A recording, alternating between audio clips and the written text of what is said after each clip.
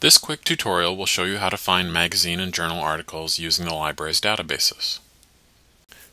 We'll get into the library's databases from the library's homepage by clicking either on Research Databases or Find Articles.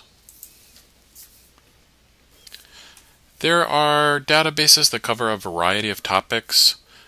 One database that is likely to work well for you for almost any topic that you might have is just the first one on the list, Academic Search Premier. I think if you see how it works, you won't have that much trouble with any of the others. So I'll click on Academic Search Premier. Since I'm on campus, I'm going to get right into the database. If I were off campus, I'd be prompted to enter my student ID number and my password.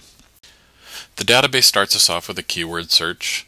I'm going to search for offshore oil, and I'll run my search.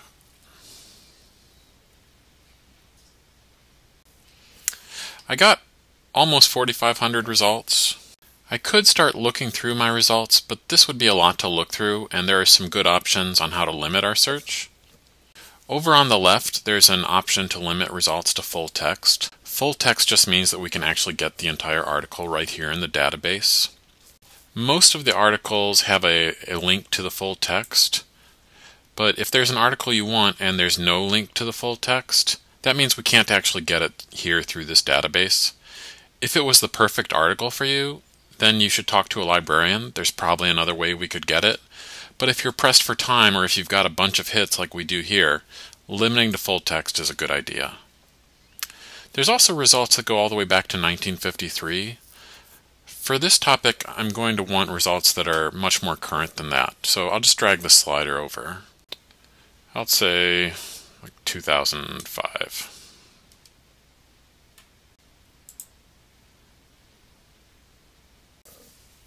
That got it down to 1,300 hits. Again, we certainly could start looking through our results at this point, but there is one other really good way to limit your search if you've got a bunch of hits. If you scroll down to where you see Subject Thesaurus Term, all of these articles use the words offshore and oil, but in some, that won't really be the focus of the article.